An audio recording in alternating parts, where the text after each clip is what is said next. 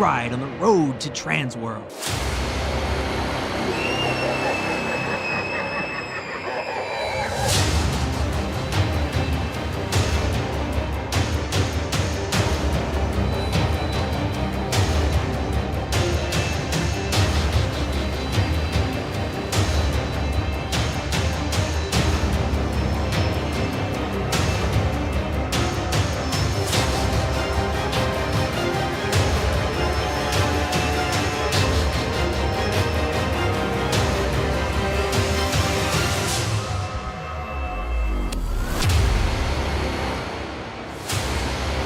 This is TransWorld Live.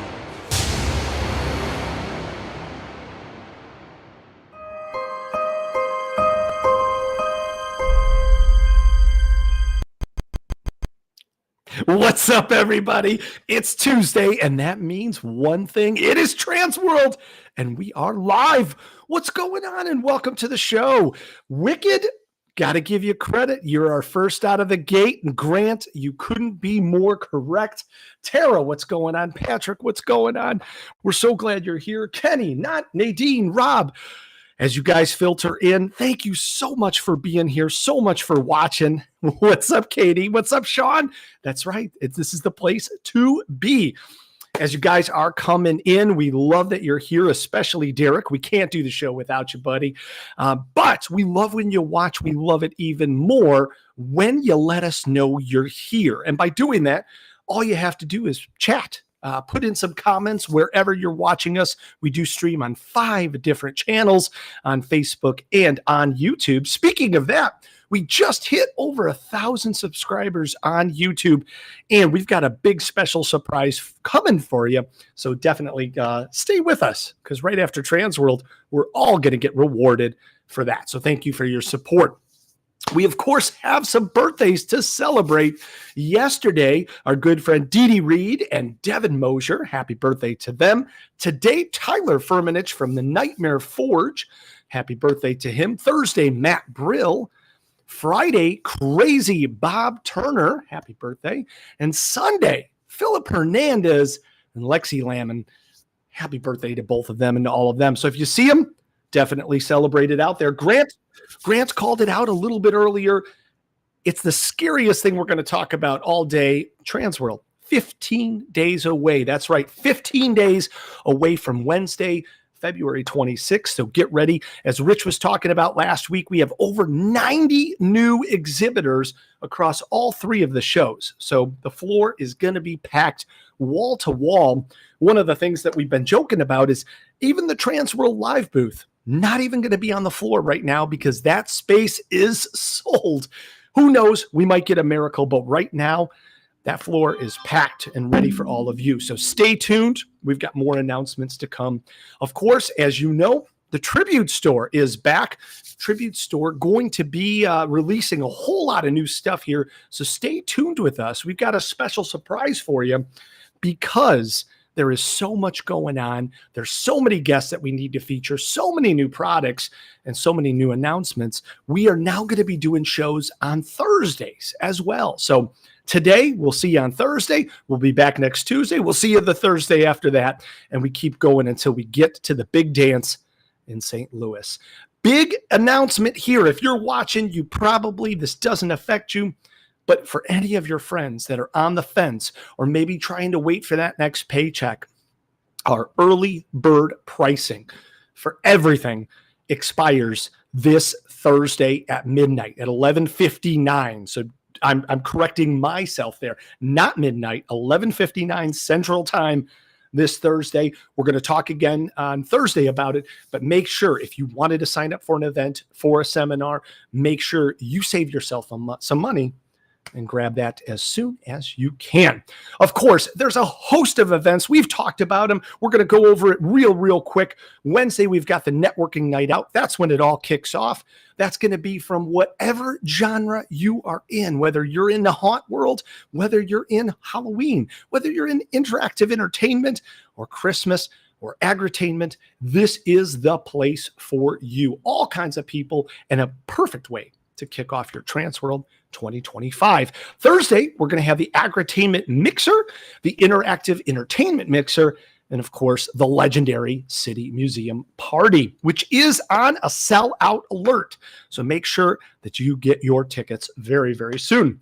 Friday, the Haunted Attraction Association State of the Industry, the auction, the Interactive Entertainment Speakeasy event, the Vampire Circus, and a special screening of the Fright Stuff movie. But not to be outdone, our final event of Friday, the Christmas show's Christmas Around the World event. Don't miss out. Going to be a happening time. Saturday, we got the Haunted Attraction Association Oscars, the award show, the Christmas show mixer, and everything will conclude with the zombie prom. Make sure you are dressed to impress. Well, we are very excited tonight, guys. We have been joined by some of the coolest people in the industry. And here's another one for you. He is a multi-talented, multiverse human being who knows a lot about a lot of things. And we're super excited to have him on the show. We've collaborated with him for MHC. He's a haunted house owner. He's an escape room owner, and he's a movie star. TransWorld Live, help me welcome Mr. Steve Kristoff.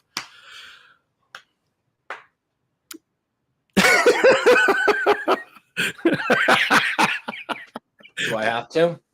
What's up, buddy? Hello. How are you? Good. How are you? Oh, good. Just doing some stuff over there. Now I'm doing stuff over here. We're super glad you could be here tonight. Thanks for joining us. Oh, yeah. No problem. Dude, it is awesome to always have you on the show. Obviously, you are a multi-talented person. Can we talk about all the things that you are invested in? You're a haunted house owner. Your family owns a family entertainment center. You own escape rooms, like 17 escape rooms, if my count's correct. I might be even shy on that, right? 17 games, 3 locations. It's insane, right? You're a game show star on multiple game shows. You're a movie star. You're an executive producer. Do you sleep? No. There we go. And Katie, literally, that was one of the notes that we wanted to talk about. Everybody loves your booth at MHC. So let's start there. Before we dig into everything, you have arguably one of the funniest and most creative booths at MHC every year. People line up to see it, including Jen and Rich. Well, last year they literally lined up to see it. That's about all they did. Expertise in line entertainment. Yeah. At MHC, we've always just kind of taken it kind of tongue in cheek. The first year we had a booth there, we didn't know we had a booth there. It was like when it was in Schaumburg, and we found out that, like, Jen called and she's like, "So are you going to have a booth?" And I was like, "No, I'm not going to have a booth. Like, we just wanted to sponsor the show." And she's like, "Well, it includes a booth. You have to set something up." So we came and we made our booth into a meme. It was like the change my mind meme. So we brought a prop and had it sitting there with a cup of coffee, and it just said, "Realm of Terror is the best haunted house, changed my mind." And we had nobody sit at the booth, and everyone thought it was funny. So every year after that, because we love, having the show in Chicago, it's really cool. And I hope it stays there forever. But as long as it's there, we continue to sponsor the show. But every year we get a booth when we do it. And, what happens. It is what it is. Caitlin marked in the comments there, one of your most infamous years. Someone had challenged you to bring a whole truckload of bricks. Kind of. I found out that the union was prepaid and they have to unload your truck for you if you ask. And I said, "So if I just bring a bunch of loose bricks, they're going to unload the truck for me?" And they're like, I guess. So I brought a truckload of loose bricks that we spray painted with the Realm of Terror logo. And then, obviously it's the cornerstone of the haunt industry. And then after the fact, people started, people actively wanted them. So these bricks are like all over haunted houses, all over the place. You guys always do your ticket giveaway. We gave away a full set of bricks as the ticket giveaway. And those people came back. I've never been more excited for someone to present me with a brick. They showed up to the haunted house and security calls me and is like, hey, somebody brought a brick and we're not sure what to do about that. And that was a pretty happy time for me. So, and there was also a year too. I think you did folding chairs as the ticket. Like you needed. I would always give you whatever garbage I didn't want to take home in my truck. I think arguably, because Jen just put on there, Steve, you're the best. I remember walking the floor with Jen and Jen saying, hey, what should we check out real quick? I only have a few minutes. And I sat her down to your 1 year where you did a live infomercial for all types of stuff that you got from the trash. That was all branded Realm of Terror. Yeah, we had the infomercial booth. The number one seller, someone from Disturbia Haunted House bought a broken vacuum from me for $100. So he Venmo'd it to me though. It went through, so it's good. It was good for the money. Agreed completely. Jen said it was awesome, and it was fun because I think we love to make sure that we're having fun at this industry. Like it is a business, but we do get to let our hair down and have some fun. And if you're interested in learning more about line entertainment or about contracts, Steve is really good at those because that was last year. Well, last year was the interactive queue line experience. So we wanted to bring the experience of going to a haunted house to MHC, not going through a haunted house, just going to one. So we set up a big booth and you waited in line, and we had a queue line simulator that told you, how long the wait was going to be. And then once you waited that long, we gave you a sticker and said, thanks for coming. It was the experience of going, not the experience of going through. But I mean, really through it all, I mean, for us, going back to that very first booth and whatever we do in the future, it's always been about supporting that show and not about promoting our show necessarily. We just really like having MHC in our backyard, in our hometown. And we think there's so many great haunted houses in Chicago, but everybody wants to come and show off their haunted house. And that's not necessarily why I'm there. I'm there to hang out with my friends and see what everyone else brings. And now as a byproduct, it's become quite a chore to figure out what we're going to do the next year. So well, you keep setting the bar higher and higher. I know. I got to set a lower bar. So we'll see what happens. Maybe I'll just bring a bar. I'll ask Jen. Maybe that's what I'll do. Most popular booth at MHC. Just bring a bar. See right here, things are happening. Johnny from Haunt Scene, we love that you're here. Of course, he said it's the journey, not the destination.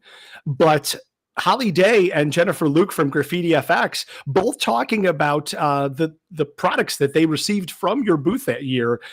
Jen might need Holly might need a new one because she lost it. No warranties, no refunds. How do I turn off my camera? Robert, don't do it. No, we do have a lot of fun, and that's the best reason about this, because we can laugh and we can have a whole lot of fun making this. But you're also really good at what you do, and you bring some intuitive ideas, starting with your haunted house, Realm of Terror haunted house in Round Lake Beach, which is just north of Six Flags, like in the northern part of Chicagoland. Why? I know you started super young, but why a haunted house? What drew you to it? So, I mean, it's not just me. I mean, I've got a really great team that works with me at Realm of Terror. It's me, it's my wife Stevie, it's all of my friends that work with me closely on the haunted house. But going way back in time, the year was 2003, and a very young Steve Kristoff. Now, we opened when we were 13, and honestly, it was just something that I loved. It was something I really wanted to do. I loved going to haunted houses, seeing what other haunted houses, did. And growing up at a family fun center, we always had catalogs and things laying around. It was like kind of even before really TransWorld, we'd get these old Don Post catalogs and stuff like that. And I always really loved, digging through them and kind of seeing the behind the scenes. And I got it in my head that it was something I wanted to do. And I pitched it to my dad and my uncle, and they believed in me back then. And we started the haunted house, and it was, black walls and black plastic, just like you might expect. And here we are today, with only slightly less black walls and black plastic. No, it's crazy, and people are commenting in the chat, who have gotten a chance to see it. There is a lot of creativity because you don't necessarily come at it with a multi-million-dollar budget. So you bring up these creative ideas and plots and stories, and you work with an incredible cast that's able to portray those. Just to give credit, like Odie is one of the best performers, and I've seen him in 300 or 400 different like little roles, and he masters all of them. But you have so many people underneath your team, not just to call out Odie, but yeah, I mean, for us, we've always been kind of in our little niche in our corner of Illinois doing our own thing. It's never been about being the biggest show or whatever. It's always been about just creating what we love and putting out there what we want to put out there. For us, in any of our businesses, any of the things that you come and experience that we do, we always try and infuse some level of story or some level of, deeper meaning to anything that we're building. So, when it comes to the haunted house specifically, we've always really felt that, that passion and that story reflects through the work that we create, at Realm of Terror. And then obviously we've got so many great creative people, that are able to help bring that whole story to life. And it's funny because we've never specifically changed what it is we do or how we do it. Right. We've just always kind of done our thing. It's always just kind of been that Realm of Terror thing over in the corner of Illinois. And we've kind of done it long enough that it's like we did our thing got tired, and now our thing's cool again. So it's funny to see how cyclical that can become. Well said. Well said. You guys are killing it, and you're doing a great job. And then all of a sudden you sit down, presumably with Stevie, and you say, hey, let's open up a new business. Let's start doing escape rooms, which to a lot of people seems like a natural transition. But we've been through a lot of escape rooms. You guys did something completely different. Yes, you could see that kind of haunted house spirit that's within it, but you guys are master puzzle builders, and you start with one. No, but how do you guys decide to do that? Like what inspired you to say, let's open some escape rooms? Sure. We opened in 2016, would have been when we opened the Gurney location. So a bit now, kind of right at the start of the whole wave there. And it was something we went and we did one, couldn't even tell you where it was. And we thought, this is really cool. This is something we could maybe add on to the haunted house or make things more interactive, and kind of started taking a turn and looking at things like that. And then it kind of dawned on us that, hey, no, maybe we should just do this. And that's, I'm sure we're kind of ramping up to it, but I've got my seminar at TransWorld that I'm going to be talking about a lot of this, but the pivot and the focus on doing the escape rooms and moving from where we were to where we are today took a really long time to get. You spelled my name wrong, by the way. That is true. It's only one F. Yeah, it's been wrong the whole time. It's all right. Okay, you're not the only one. But that pivot and that growth has been such an important thing for us. But it was taking everything we had known and done leading up to that point, whether it was building, really incredible scenes and experiences within the haunted house, my upbringing within a family fun center, and then now, years later, how I've also helped to transform that facility. And then the growth within the escape rooms and the ability to really infuse all of everything that we'd been trying to do, whether it was in the haunted house or in other things that we had built, and being able to really expand on that, create things that people get to dive into for an hour and really live in those spaces and experience something, became a huge motivator for us, and has also, retroactively reflected into how we build things for our haunted house and how we treat our own show, and really helped us grow, not only as individual attractions, but as a group and as a company. Well said. And Jen and a few people, Nicole also mentioned, and a few others in the chat about your escape rooms just being amazing. I can remember the day that Jen went through your Schaumburg, one of your rooms at your Schaumburg location. Hey, you fixed it. She was absolutely blown away. And I mean, she just was like superfied. And it's amazing the amount of detail, not just in the visuals, but in the thought process between each of the puzzles, between the games. I mean, and for folks that have not gone through, you really need to take an opportunity to get here and go see his attractions. He has one in Milwaukee, or one escape room complex in Milwaukee, one in Gurnee, and one in Schaumburg at some of the biggest malls around the Midwest here. And those games, they're not just like, oh, hey, we get to our second room. I mean, like some of your games, you have like 7 rooms. I mean, it's ridiculous.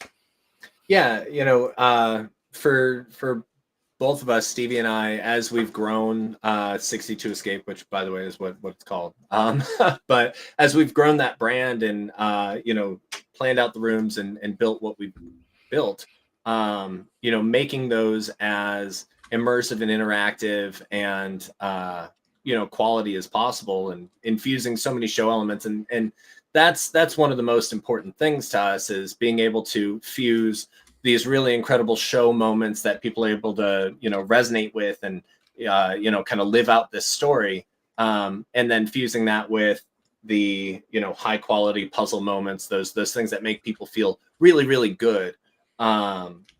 And I attribute, all of that to Stevie. She's the mastermind behind the puzzle. I can't design a good puzzle for the life of me, but the reality of it is it's not any one person that makes it happen. It's the team. It's everybody, and we've got a lot of really great people that work with us. And people always ask, who designs these, who makes these, and well, I say we have a lot of people. We really do work in a pretty tight group.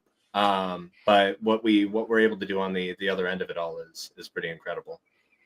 Well, I couldn't have said it better. And if you're looking to check these out, the website is 62 Escape. So the number 6, the number 2, and then escape.com. I'm sure Robert's going to put it in the chat here. You could actually spell it any way you want. You could spell it out 62 Escape, like SIXTY. Oh, you could do 60TO. However you type it in, it should get to us. Plus, nobody goes to a website anyway. Just type in 62 Escape in Google and click the first thing. It's fine. Well, okay, so obviously you have a lot to share, because like we just mentioned, you have your family entertainment center, you have a haunted house, and now a very, very thriving escape room business. So we actually, this all is hot on the tail of us just opening our newest attraction, which is called Putt Portal, which is a miniature golf escape room hybrid. So it's this really, really incredible detailed miniature golf course fused with puzzles at every hole. You can find that at the 62 Escape website, or just go to puttportal.com. And then if you want to check it out or whatever, and that's paired with our Schaumburg location for 62 Escape. That's brilliant. That's it. It is at the Schaumburg location, so check that out. That obviously has to have some inspiration. As some may know, you're a winning contestant on Holy Moly, the ABC game show. Yeah, that just one of those things, just a random weekend thing that I did. Very awesome. Now, okay, so you obviously have a thriving business here, and we get a chance to learn from you at the big show in St. Louis. We are talking on Friday. You are going to be having a session called How to Build Your Entertainment Empire, Creating Strong Pillars from Your Existing Foundation. Sure sounds exactly that you are practicing what you're preaching. That's a mouthful there. You could probably just shorten it to How to Learn from Your Mistakes, an hour with Steve Kristoff. I think it's catchy. It's catchy. Yeah, I'm really excited. This is the first time that I've spoken at TransWorld independently. I've been on a number of panels in the past with a lot of really smart and talented people and talking about different topics, whether it's expanding, sales at your haunted house, things like that. But I'm really excited to be able to talk about my experience and how we've grown, how we've done it, what we've done to get where we've gone, and really, all of it being based on that foundation, the core, those things that you do every single day, and identifying what is important about you and your group, and figuring out how to utilize that to really expand and reach as many people as possible. I love this.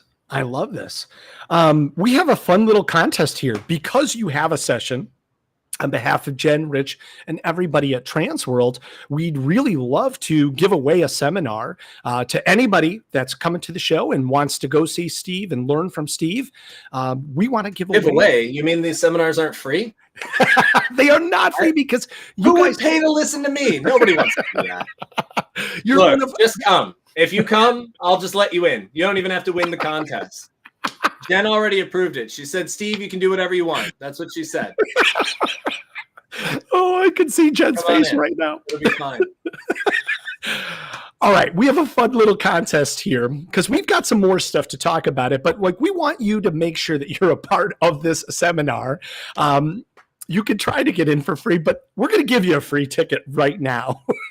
To anybody that's watching, all we want you to do is to type into the chat TW, as Jen's putting, not true. No, just my seminar, Jen. He just said they're giving away tickets. It's free now. It's okay. We're giving away one ticket to anybody that can answer this trivia question. And the first one that we see correct, Steve, you're going to help me on this one. You're going to write in TW and then the age of Steve when he first started his first haunted house, Realm of Terror haunted house. So how old was he? TW and that number. Exactly. We got that Jeopardy theme going. Oh, wait, that's licensed. We're going to have to shut down the stream. It's going to get flagged. Robert's going to make it happen there. Oh, Jennifer Luke. Holy cow. Right out of the gate. Nice job, Jen. Thank you. Nice job. Jen, all right. Good for her. Jen, it was 13 years old. I can remember meeting you too. It was crazy. Like my vision of the story is I came up to your haunted house and I had asked to see the owner, and a gentleman came up to me and I said, "Hey, I'm Chris. How are you?" And I'm looking, you must be Steve. And he's like, No, that's my son. And he brings you. And at the time you were shorter than me. Now you are at least a foot taller, but at the time you were shorter. And I'm like, what's up? And you were just the most efficient business person. Like, you were on top of all your stuff. You were so proud. It was the most enjoyable experience. And I love working with you ever since. That's your recollection of it. Okay, great. Good. Now I know. Now I know how you remember it. Yeah, it's really crazy to think about how long I've actually been doing this. I mean, I know there's plenty of haunted houses that have been around, 20, 30, 40, 50 years, whatever. But, back when I started, first off, never did I think I'd be doing it for 20 plus years. And to see what it's grown into, what it's become, the fact that the passion for it's just never left. That's right. And going back and really looking at it and thinking about, sitting on the, hauntedillinois.com forums, or reading Haunted House Chicago, or, being on the Haunt World forums, where it seemed like everybody was at the time, those old, long thread forums. There aren't that many people around anymore that really remember those days. And it's always really, really cool to be able to hang out with you and feel like, old men as we reminisce the early internet and what haunted houses were like back then. That's true. That's my true. My first TransWorld. Here's a fun fact about TransWorld. My first TransWorld. I wasn't allowed in because, well, it was back during the crackdown. the where you had to, provide your firstborn son to get into TransWorld. I remember Back when it was joined with the other show and everything else. And to get in, I mean, I had to go. You have to go. You have to go to Right. TransWorld. You have to see the stuff. Even if you're just getting started out, like that's where you learn. But I was too young. I couldn't go. I wasn't allowed in. I think you had to be at least 18 and had to provide like 19 forms of identification. You had to bring your business license. Like it was a whole thing. There was no way I was getting in. So I snuck in through a kitchen. This would have been back when it was at the Donald D. Stevens. Sure. And there was a cafeteria called the Expo-teria. Okay. And I snuck in through the side door of the Expo-teria, walked in through a kitchen, and enjoyed my very first TransWorld, which I wish I could find the VHS tape because I walked around with a camcorder and must have watched it 1,000 times. But that's the very first one. So sorry, Jen. Oh my God. I owe you $50 or something. I love it. See that the truth is coming out, Jen. Here we go. It's free. You don't have to pay. You just go and sneak in through a kitchen. It's fine. Well, through all of your years, before we bring on the rest of our guests here, we really have to talk about something where you had a chance to kind of show some honor and some patronage to the entire industry. You just got done with an awesome feature film called Haunt Season. We were honored to come see you at the premiere, and you guys did a bunch of different shows, won a bunch of awards. Tell us everything about this. We talked about it on this show when you guys first came out with this, and it is right now free on Tubi. Robert's going to post that link so you can watch it. But how awesome is this? You have a full featured movie talking about haunters. Yeah, Haunt Season was its own experience. I mean, that was it. It still kind of is its own experience. It evolves every day. Now that the film has. Is it showing at MHC, Jen? Breaking news. You asked, and then I didn't know where that went. So, all right, it's showing at MHC. So breaking news. Here we go. On a big screen at Midwest Haunters Convention, which you absolutely should do. The movie's fun to see on a big screen. And with people. And with the whole audience. Yes. Yeah. And it's kind of crazy. Sorry, sidestep. The only place the movie got a theatrical release was in Russia, which is super weird. And I just got my hands on a Russian dub of the movie. Okay. So seeing myself dubbed is its own thing. Anyway, getting that opportunity was super nerve-wracking because I got approached by, who's now a great friend, Jake Jarvie, the director and writer of the movie. I met him we were doing a shoot for Rob Scallon, who's a popular YouTuber. Yeah. And we were helping with some stuff for that. And we got into a conversation, Jake and I. And I was just kind of like, oh, you like horror movies? I do all this haunted house stuff. We should, if you ever want to make a horror movie, let me know. Flash forward, COVID happens. He writes the movie, he calls me up. He goes, hey, I wrote that movie. And I'm like, oh, I guess we should talk. And it was this surreal experience because we utilized the name Realm of Terror. We utilized all of the stuff because, we got all of this great, the t-shirts exist. Why make them different for the movie? We got all this production value out of utilizing the haunt, but that wasn't my haunt. That was Jake's haunt that he wrote for this movie. And Jake he's a haunter now, but he wasn't then. But seeing what it was like, our haunted house through the eyes of someone else up on a big screen, this entire cast that's not my cast, anyone that's in that movie that was from our crew is all background. All the main actors aren't us, other than me. And, then you have me, who's in this role of the haunt owner in the movie that I had to audition. Yep. I had to audition to play a person who's in my role at my haunted house, but isn't me.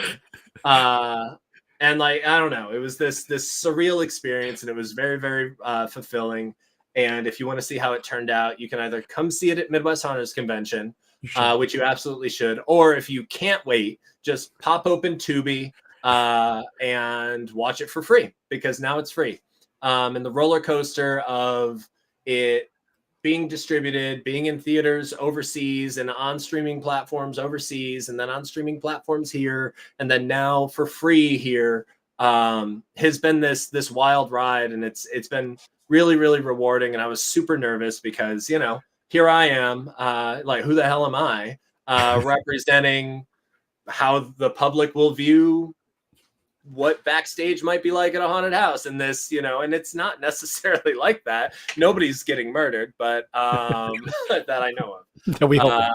But it was nerve-wracking. I'm really proud of the end result, and you should watch the movie. And if you hate it, tell me. And if you love it, tell me. I want to hear it. You know, hit me up at TransWorld, hunt me down, and tell me you think the movie's awesome or it sucks. I love hearing it from everybody.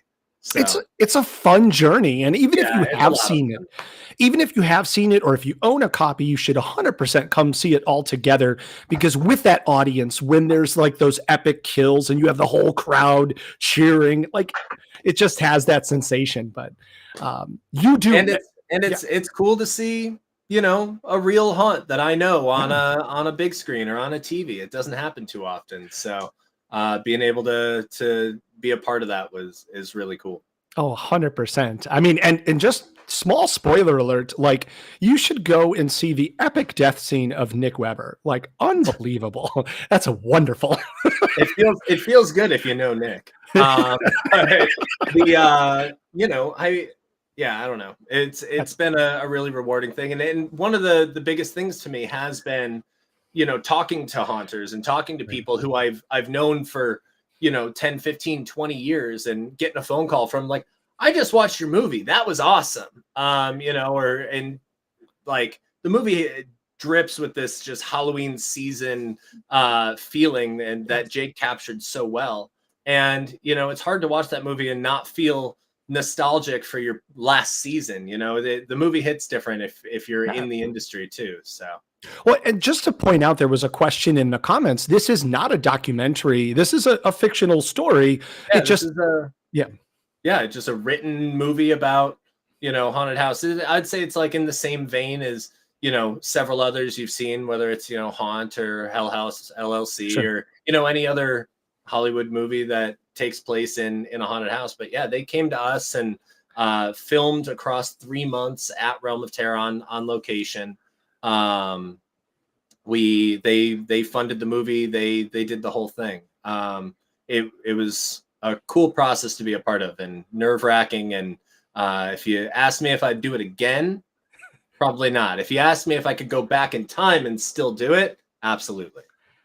Love that. Even Johnny from Hunt Scene even said that's what caused him to come to see you guys. And it was great seeing you, Johnny. Yeah, they came and hung out with us this past season. So. Yeah, I know that there's a ton more stories that we should talk about, and we should catch up at TransWorld. So anybody that wants to catch up with Steve and learn more about that process, because there are some really fun stories. I just wish we had more time here to talk about them, but definitely check out his seminar. And of course, make sure you save the date for MHC, which is the second weekend in June.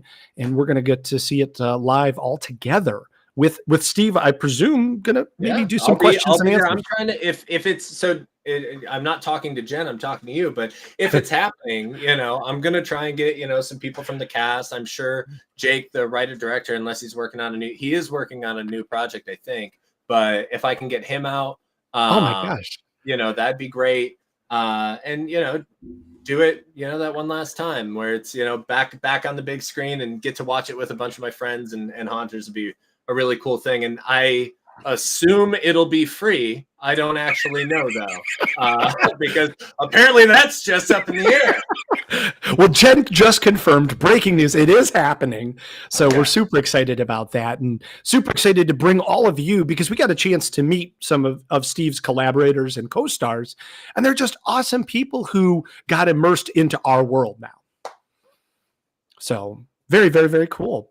Well, thank you. That's awesome. Now, here's the best surprise of the night. Steve's hanging out with us all night. So if you've got more questions for him, throw them in the chat. He may pass out here. We don't know, but we're grateful he's here. Check out his escape rooms, 60 to escape, and of course, Realm of Terror.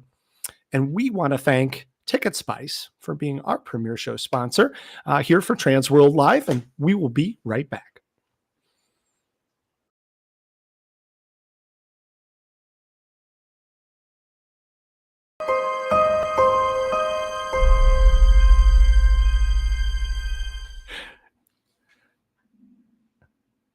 Now, Steve, fun question as we went into break there. Rich asks, if you need any penny or dollar coins, they have a bunch.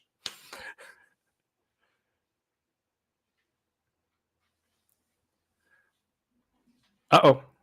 We lost his audio.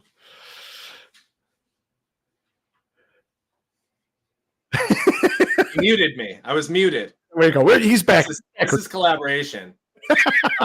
So pennies that was are the down. shortest break ever, by the way. We keep them short. Yeah, right. No, Rich. That was a gift. That was a wedding gift, and you have to keep it. It's rude to give back a wedding gift. We also want to know your stance on QR codes, but that's a different subject for a different day. That's a different subject for a different day entirely. Well, we are super excited to be joined by our next guest, who is debuting a ton of stuff and has been waiting to be on the show to do that for all of us together here. TransWorld Live, help us in welcoming Mr. Courtney McIntyre from Studio 1031 Concepts. What's up, buddy? How you guys doing? How you doing? Hey, how are you? Good. Ready for the show. Are you nervous? Are you getting excited? What does 16 days, 15 days, is that driving you crazy, or are you super jacked? It's been a nervous countdown since like 75 days. Well, TransWorld being so much earlier this year is its whole own challenge. You know, it's starting my season early this year. Yeah, I mean, I usually take like, I don't know, 2 weeks off, 3 weeks off, after the season, and now take a day off here, day off there, and now it's been 7 days straight for like the last 3 to 4 weeks. So, well, dude, you're getting some love in the chat, starting with Tyler Barnett. He says you make the best costumes, so we're super excited about that. Now, before we dive into all the new stuff, for those that don't know, that are new to Studio 1031, may not know a lot about your background, let's tell us everything about you. Started out as a haunted house owner, and kind of with a lot of people in 2019, didn't know what was going to happen in 2020 with COVID. So pivoted. I was already doing costumes kind of like part-time, splitting time with the haunt, time with costumes here and there. Did like MHC, and I think I did TransWorld in 2019 as well. But after that, just pivoted directly, got rid of all my haunted house stuff, sold it, and then 100% on costumes. Just took all that money from the sale of the haunt and dumped it all into Studio 1031. Went to TransWorld with a 10 by 20 booth. The next year, 10 by 30, 10 by 40, 10 by 50. Now we're up to 10 by 70. So just growing. Now the whole show floor is just you. Working on it. So now we know where your booth went, Chris. Exactly. We want Courtney to be successful, so it's okay. Dude, that's awesome. What an awesome story. Like, really just growing your business time and time, and with your wife, with your team.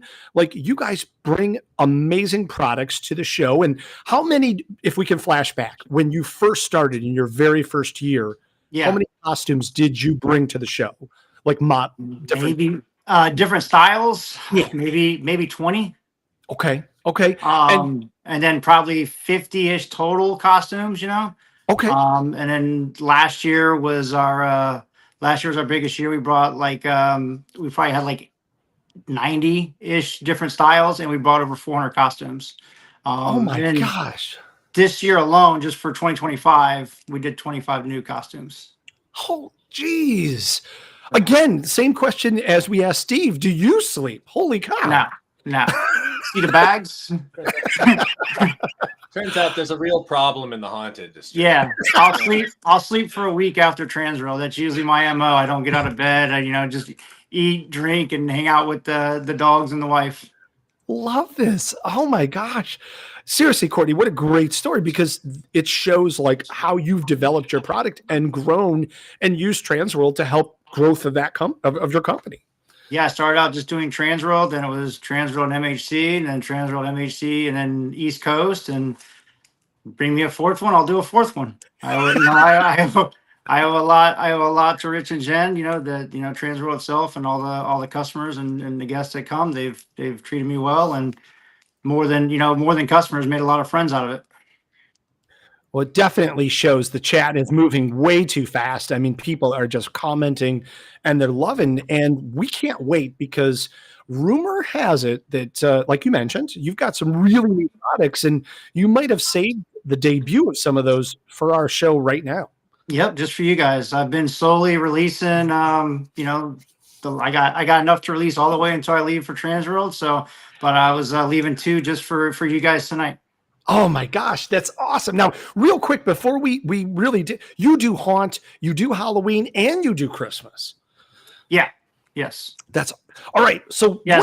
So we have the 10 by, we have the 10 by 50 on one side behind Immortal Mask, and on the other side we have the 10 by 20.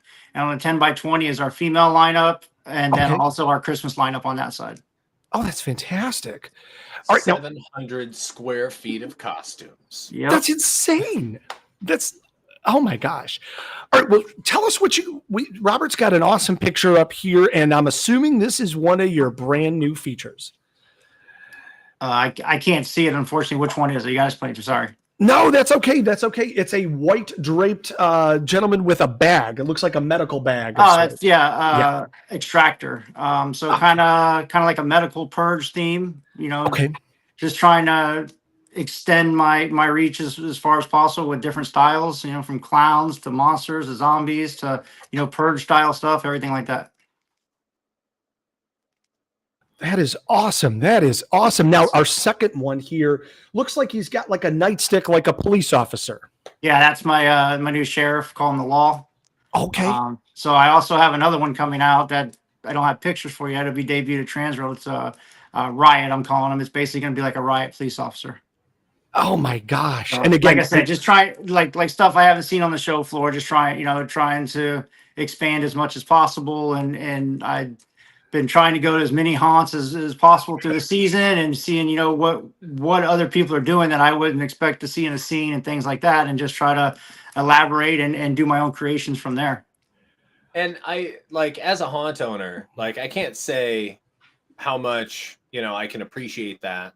As a buyer at the shows, it's really great when you can tell that people are creating things specifically for the shows and not just for their own shows, where, you go, if there's a vendor and they have one thing, one style, that's it, one and done. Whereas you swing by your booth and we do a lot of pumpkin stuff.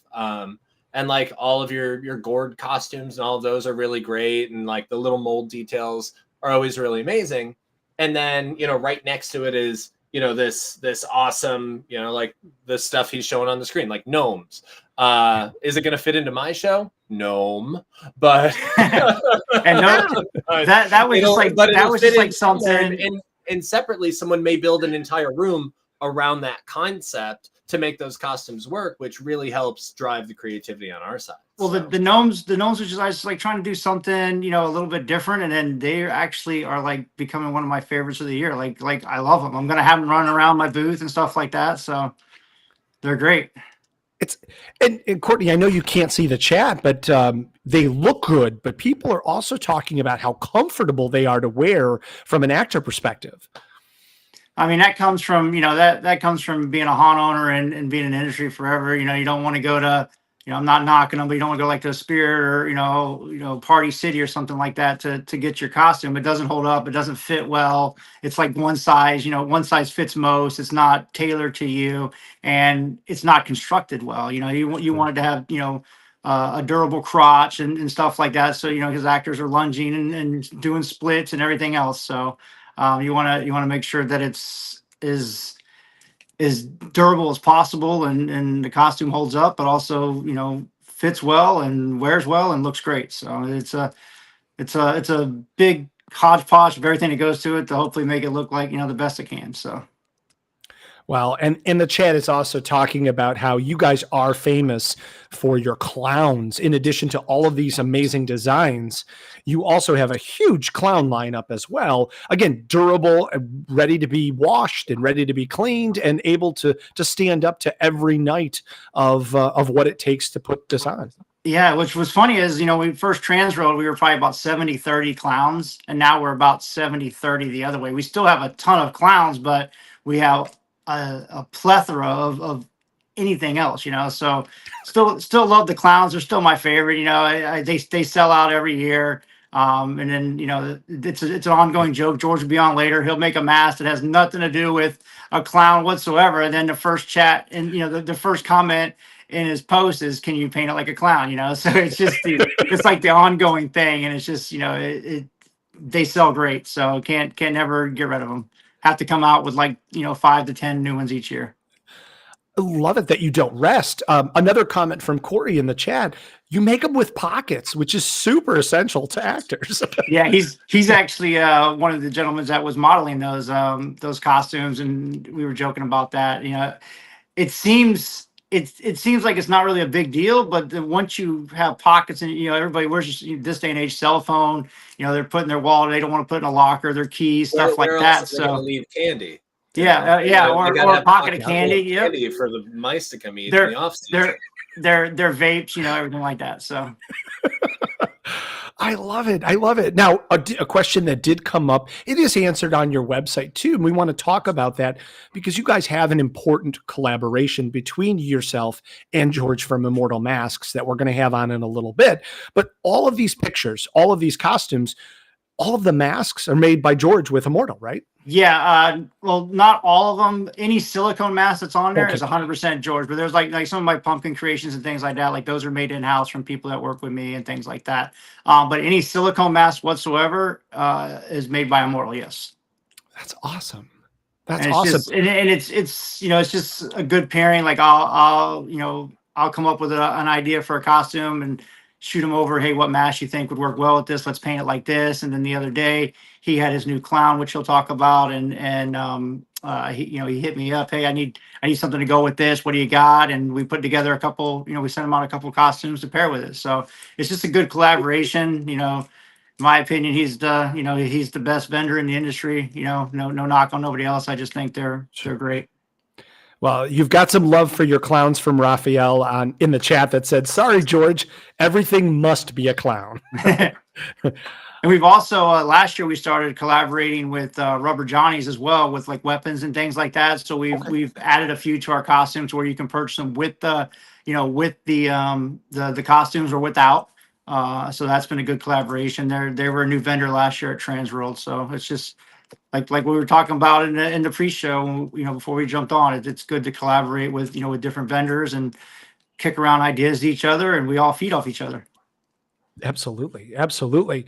Your website is 1031costumes.com so that people could start window shopping, doing a little bit of research before they get to TransWorld and come see your booths, 902 and 903.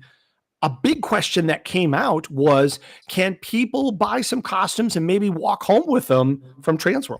Yeah, we'll have anything that's on the show floor, all the items on display, all the costumes on display. We'll let go on Sunday, obviously, after orders been taken, everything like that, and then we're bringing additional without what's on the show floor. As far as like on the mannequins, we're bringing an additional like 250 to 275 that'll be cash and carry.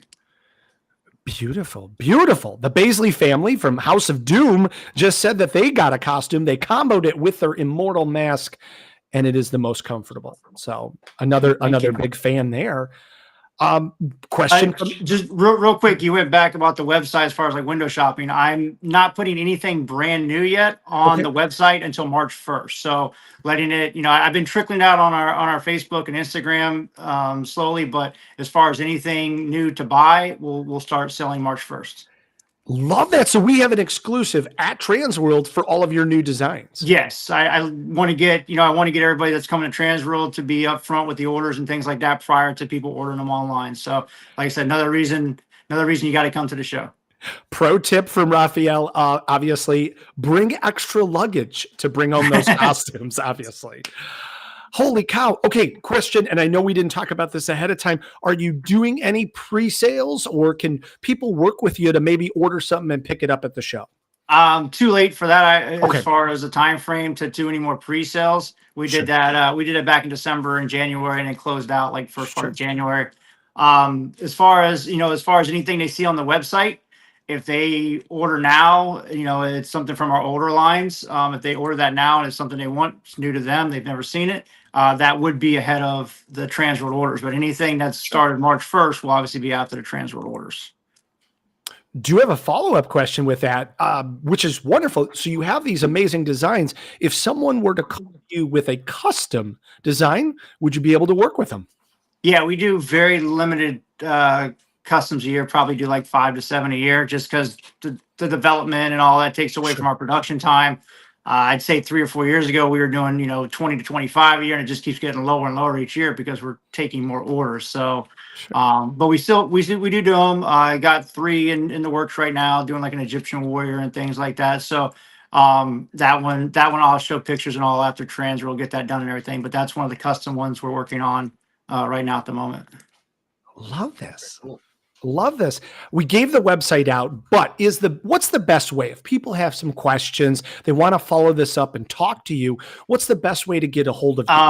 Facebook Messenger, Instagram Messenger, my cell phone's on the website. You can text me, give me a call, whatever. I'm pretty flexible with anything. If you got questions as far as like certain costumes and things like that you see online, don't email them because then the pictures get frozen or you can't find them or whatever. Easier to text me or send them through Facebook. Love this. Love this.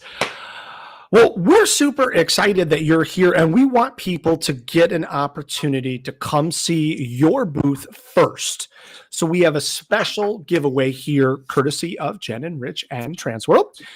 If you bought general admission tickets, we're going to give you a free upgrade. We're going to give you a chance to win 2 upgraded tickets. So if you've already got your general admission tickets, and you want to win 2 upgraded early bird tickets so you can go see costumes from Courtney and the rest of the show floor early before everybody else, you got to get this trivia question. So we talked about it a little bit earlier, and we got a fun one for you. We may need to give a hint, but we're going to see who knows Courtney well. And I think we need to put the ground rules down. Maybe the wife cannot win this one. Well, she's got a vendor badge, so she don't need to get in early anyway. So, exactly.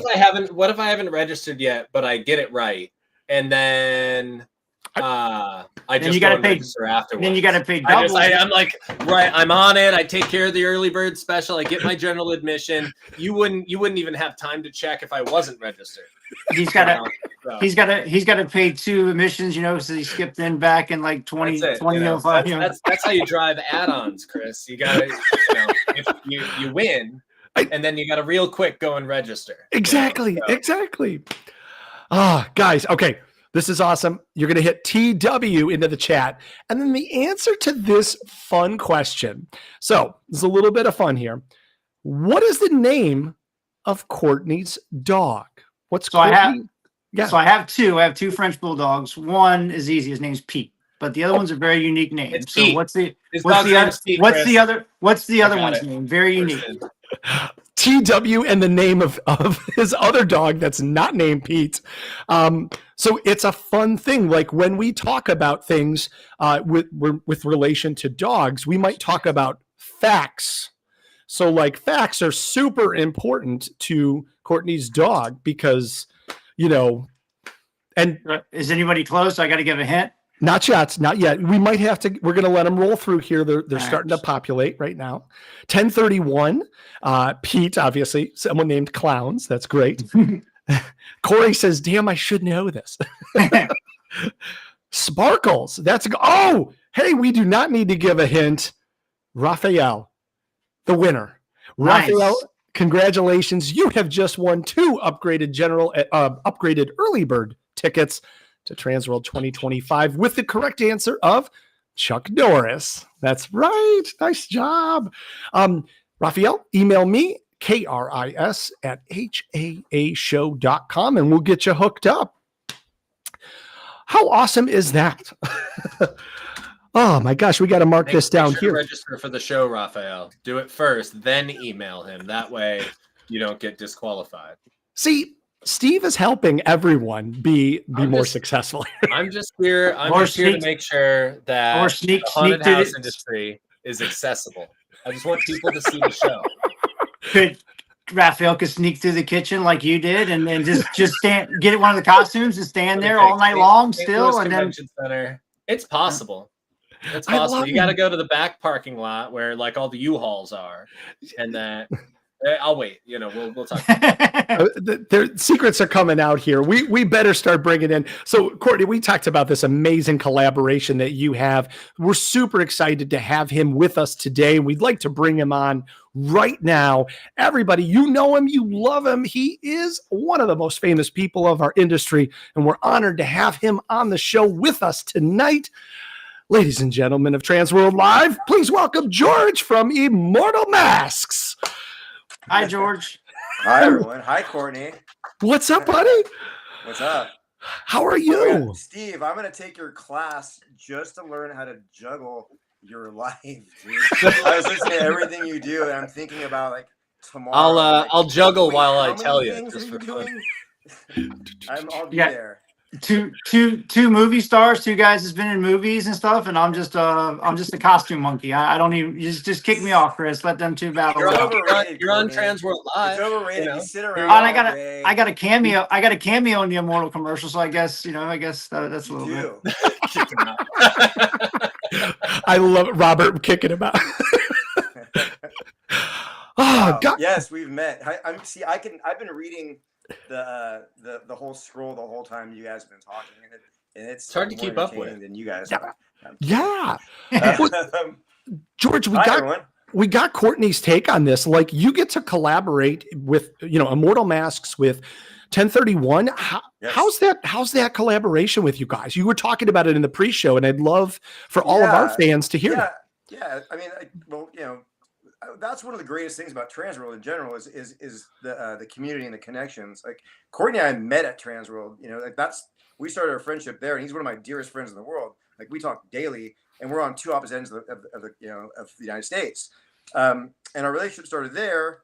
And like anything, if you have a love for something, you're gonna throw ideas at each other and whatnot, and bounce ideas off each other. And then, even just now, it's like it's an amazing relationship to have because I'm coming up with an idea for a mask, and I might show him a sneak preview. I'm like, what do you got? Like Court will throw me some ideas on costumes and get them out. So he helps bring my creatures and characters to life just by sending me cool stuff that goes with it.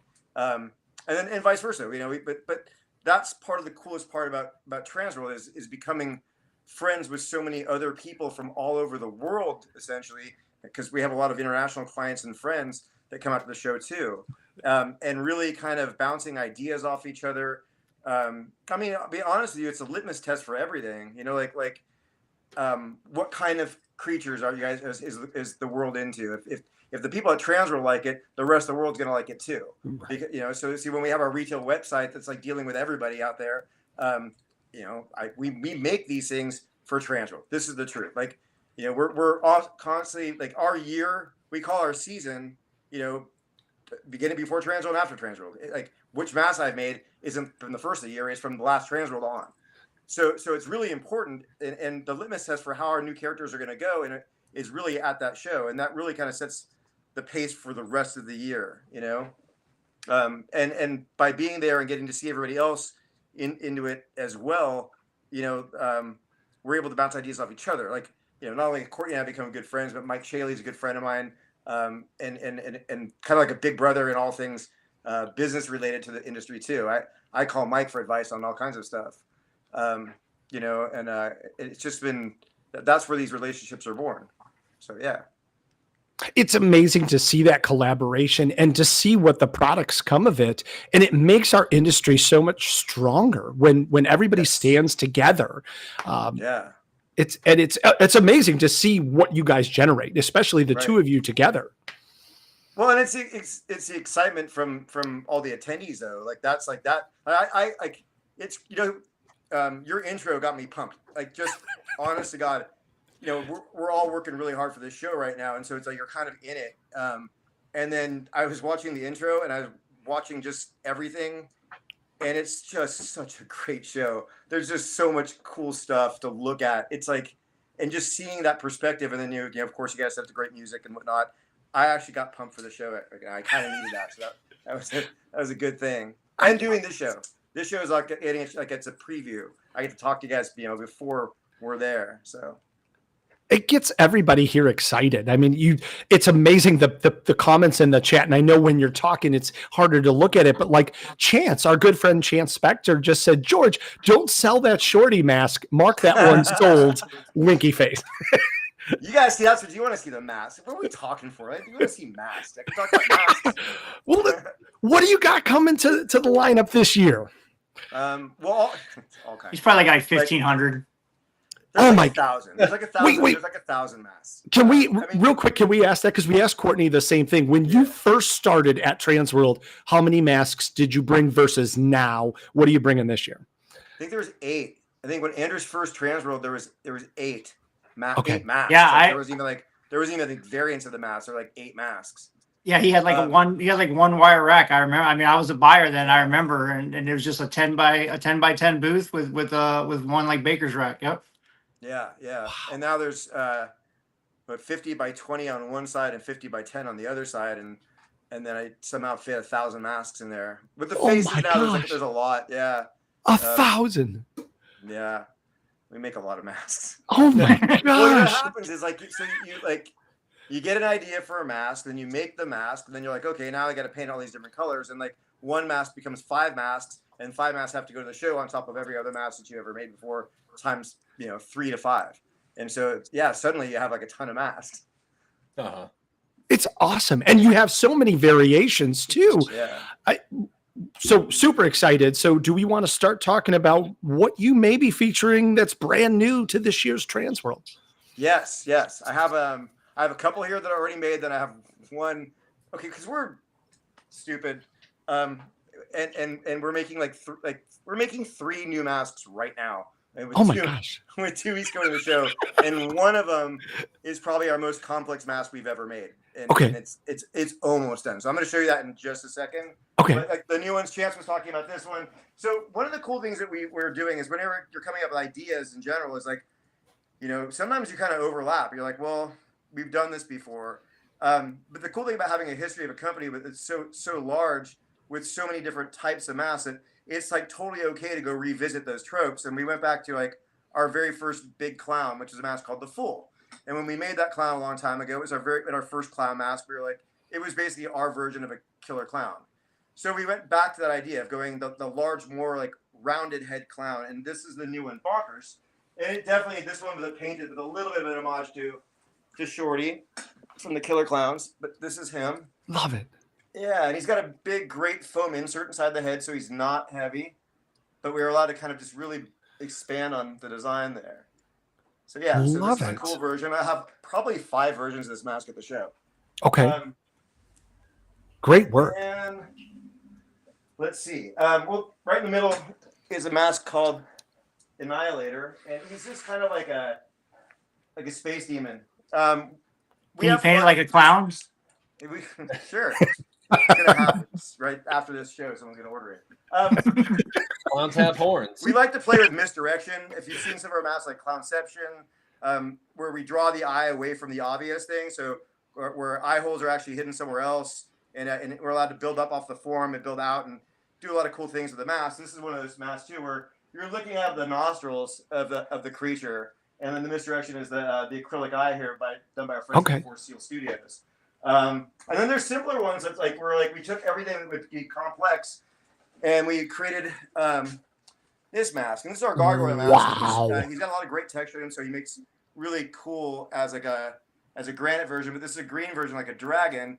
The trick to this guy was that this was sculpted by a pretty famous sculptor out here named Joey Orozco. And Joey sculpted amongst a million things like the Triceratops in the original Jurassic Park. He sculpted the whole thing and he painted that. And he puts lots of really cool detail. Well, he baked these horns into the sculpture. And so normally we would cut them out and maybe run them into foam or something like that. But This one was just too, they were so part of it that the trick was we didn't want to do that. So how are we going to make them? Because silicone's traditionally, soft and it wants to jiggle. So we do intrinsic casting. So there's actually inside the same mold, there is a firmer silicone that makes these horns. So they're completely attached. They're all part of the actual sculpture. They don't bounce, Wow. So they don't do what traditionally silicone does. We can do this now. We've been doing really cool stuff with silicone tech where we have different elements of different types of silicone inside the same mask. And so that's him. Love that. Other cool things we've been doing. 3D tech. We've been scanning, we've been printing, we've been creating sculptures in ZBrush. Anybody who thinks that that's an easier route to go than sculpting in clay, you're wrong. It's way harder. But knowing us, we're always trying to find ways to make things like, I don't know, it's like a combination of being lazy and a combination of being innovative at the same time. Like, we want to figure out how to cut corners or get to the goal in one less step sometimes. And so earlier in the, I think the last couple of years, we started 3D printing molds. And it's cool that we can do that. And we have some masks that are coming from 3D printed molds that are really cool and really holding up, but they're not a production mold, which means that if they're not an epoxy mold, it's something that's going to last a lifetime. We know eventually it might go out. And if so, we're going to have to reprint the side and take it out of production for a minute and redo that. Knock on wood, that hasn't been happening. The 3D prints have been lasting way longer than we thought. We're lucky to work with a pretty cool print house that knows how we want things made. But we want to figure out how to go directly to an epoxy mold. So we are now doing something that they told us you really can't do, but we're molding hard out of hard. We're actually 3D printing the sculpture itself, the whole thing, on our form. And then we're molding it, and then we found a technique to break them out of the mold. And so here's a really cool one that came from that method. And this is called Brain Dead. Oh. And Brain Dead actually was a famous makeup done by a Japanese artist named Akihito. And he did it years ago at Monsterpalooza. It became like the cover for Monsterpalooza. It was loosely based off of Zombie Boy, the tattoo model. And it became like Steve Wang that licensed it for his Elite Creature collectibles, and it became a bust. And we heard that Aki was interested in doing something with us, and we're like, what if we did Brain Dead? And so this was all created in the 3D model, and then we hard printed the whole thing, and then we molded it out of epoxy and broke it out of the mold, and it worked. And then we got crazier. But wait, there's more. Here's the exclusive. I'll show you a couple more. We'll get into talking some more stuff. Every year we come out with something that has like a little bit of tech built into a mask. Like sometimes it's just straight lights.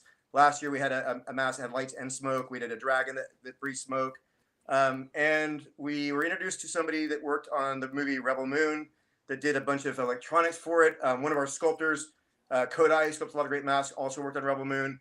And this idea for some new custom making electronics for the mask might be a possibility.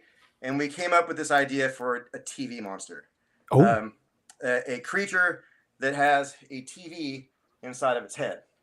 Let me show you. Yeah, a working screen castable LCD screen that that you can upload video file to because it has memory in it, and you can watch TV on it. You can watch. There's Tubi on it. You can watch your movie. Oh my gosh! Haunt season now showing on an Immortal Masks mask near you. Yeah. So this is the idea. So this is viral. This is a raw casting. He literally got this far today. He's almost done. He'll make it into paint tomorrow. We should see him by the end of the week. God, hope, because our stuff's shipping out on Monday. So yeah, this has got to make it. But there's the casting. So that's the casting. Right now. Okay. So is that crazy, you said like that printed that monster thing? Now let me show you the box. That's cool. And there's gonna be two versions of this. So when developing it, we had been working with really cool, fun stuff with LEDs. And I have a guy in Canada who's absolutely amazing and builds all my LED systems. And I was like, well, I want to make a lo-fi version of this too. So I'm going to show you the hi-fi version, and there's going to be a lo-fi version because the hi-fi version was what we were dreaming when we came up with the idea. So I'm going to spare you guys the boot up screen because the boot up screen is really cool, but it's going to take a minute for me to boot it. So this is a touchscreen LCD that has its own casing that fits into there, bonds into the mask itself. Power supply runs to the hip, and this is just the opening scene. On my phone, you guys are going to get a QR code, and then you just scan it there, and it goes to an open app. And I can go to videos. And I can go to, I think I'll sample loops right now. And I can show you little things like, well, that. Now we're making animations right now because we're going to front load this thing for a bunch of cool things for you. But you can upload your own stuff to it. Okay.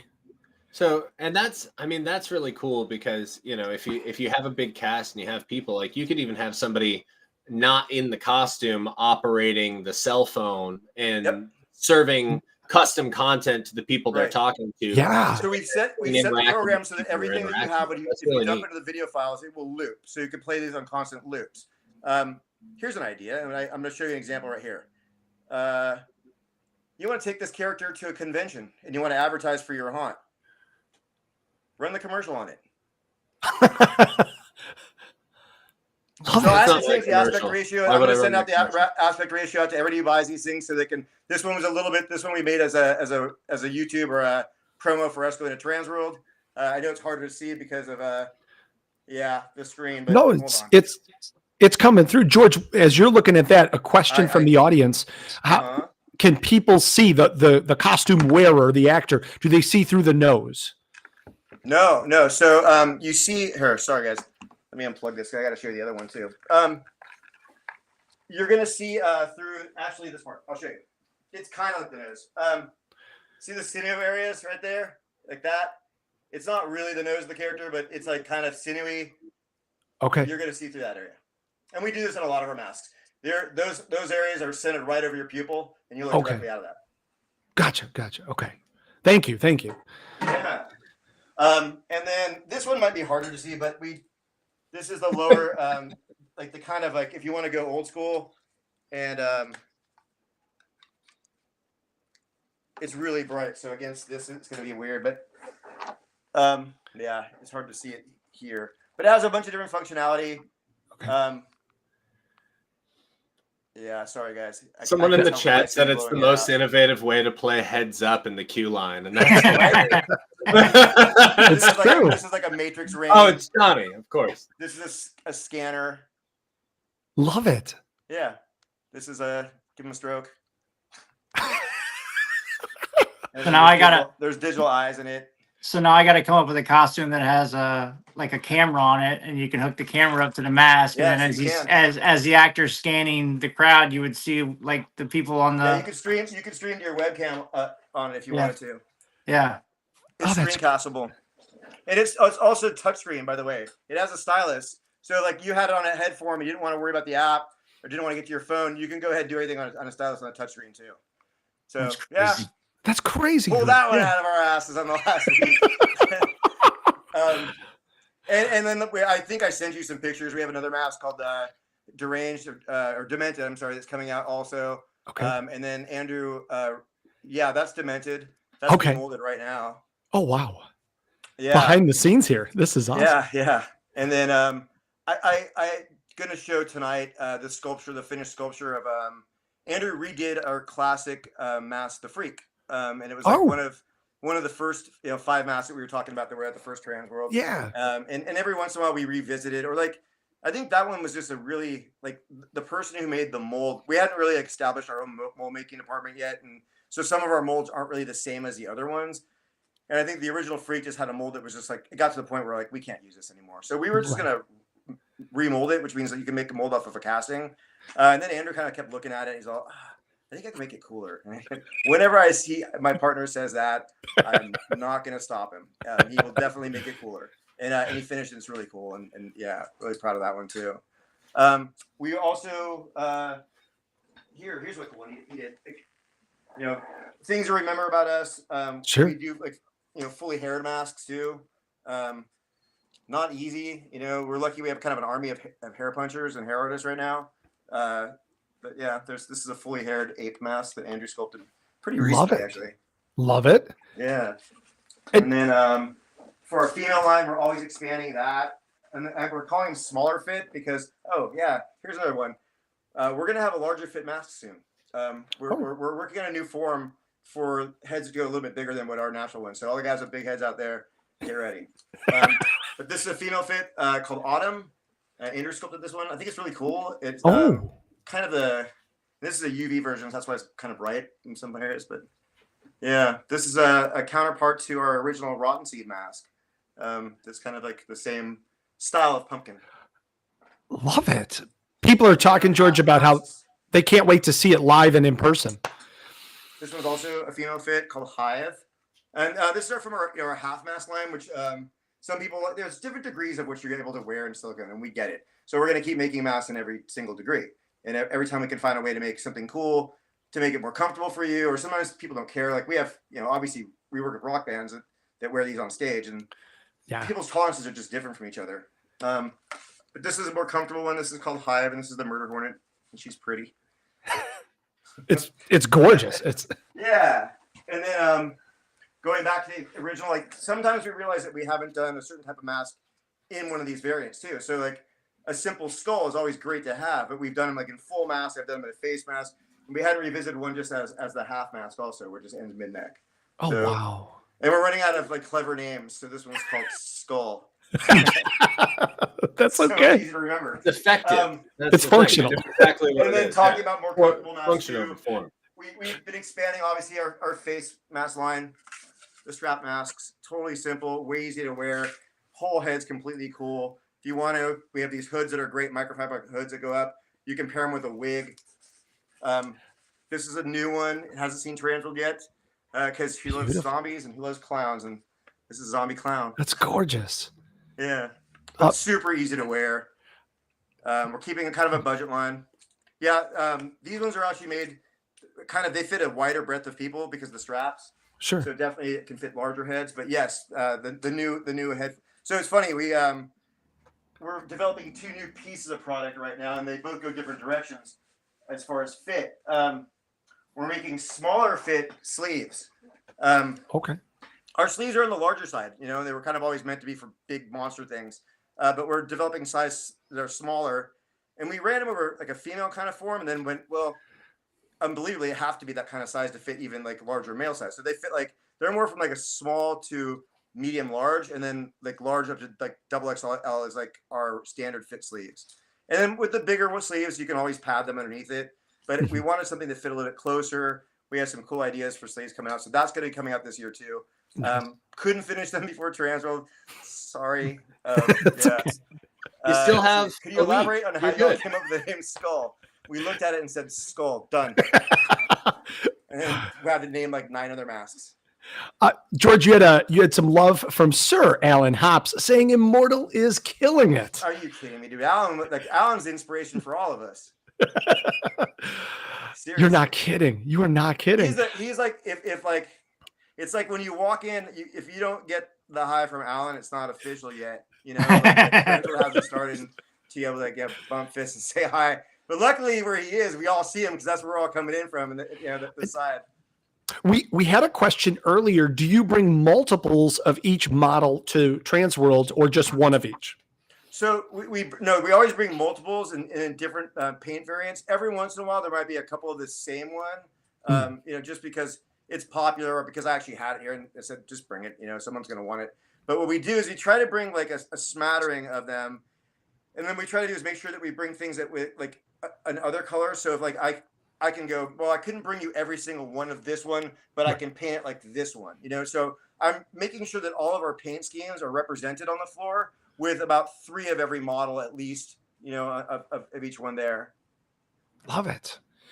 And a few folks were talking about how easy it is to clean and maintain, that these are high quality and very durable. And so you can use them for seasons upon seasons upon seasons. Yes. You just got to take care of them. That's all. Yeah. Like any nice thing, take care of it, and then if you take care of it, I take care of you. It's, we want everyone to enjoy the mask. We do our best to make them as durable as possible.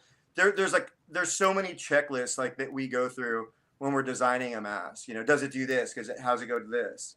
How quickly do we sell out? I don't sell out. No. Hi, Jennifer.